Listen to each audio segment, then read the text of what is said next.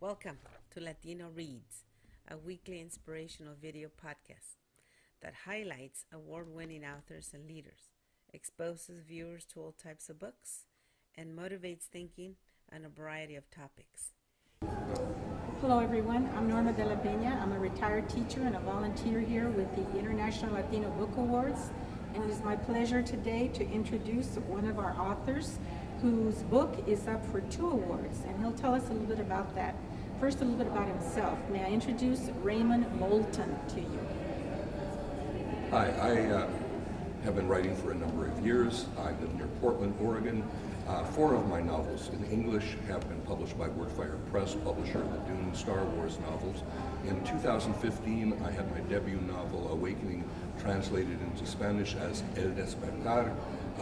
When it was released in July of that year, Amazon named it the #1 new release in ciencia ficción.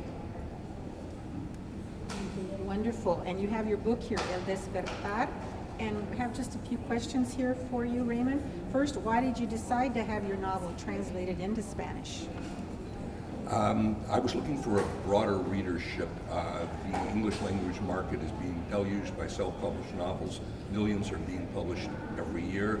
And I was living in Santa Fe, New Mexico, found that the Spanish market is very hungry for science fiction, always has been, all the way back from as far back as Cervantes to more recently to Gabriel Garcia Marquez and others, and it seemed like a good opportunity. Wonderful. Tell us about your translators, and did they have any difficulties?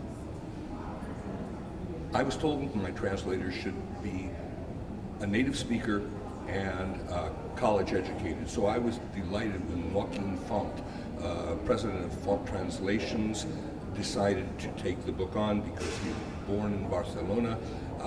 He has a master's degree from Harvard University and was certified to interpret in federal court. He, however, did not feel he possessed enough literary qualifications to do the novel justice, so he handed the primary translation to one of his editors, Silvia Vasquez from Puerto Rico, a published poet. But very early on, the two had a number of missteps. For example, in the first chapter, when one character says, "What in the world have you been doing?" they translated it as, "What have you been doing in the world?" Not quite the same. So I brought in Carol Chavez Hunt, a native English speaker and professor of Spanish at a college in New Mexico. The resulting translation was well received. It's the one I talked about on Amazon, but a number of readers since then found that it was not quite up to par, so we brought in Rosina Iglesias, a literary translator from Spain. One of the biggest challenges in the book was the fact that later on in the novel there is a prophecy that is misunderstood, and it occurred because one of the characters' names and one of the prophecies in the book were misunderstood to be 2 other words sounding very close. In Spanish, however, there are no homophones for the character's name and the province, words that sound alike but have different meanings. So we had to rename a character and we had to rename a province so that the prophecy would work out. Yes, very interesting, and so very important to have the accurate translation, even though they're not always the literal translation. What about your novel's premise? Can you tell us a little bit about that? My novel is very unique. In it, a medieval society on the cusp of an industrial revolution unexpectedly find themselves faced with an alien invasion of telepathic shapeshifters and technology beyond their imagining. Mi libro pregunta, ¿cómo es que el mundo, armada con arcos, flechas y catapultas, donde la energía de vapor apenas ha comenzado a reemplazar a los caballos y barcos de vela, evita la conquista que viene de más allá de las estrellas?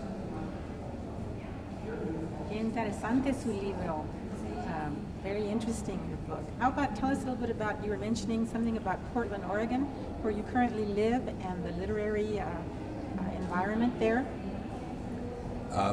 Portland, Oregon in general has the largest population of book readers per capita of any of the states.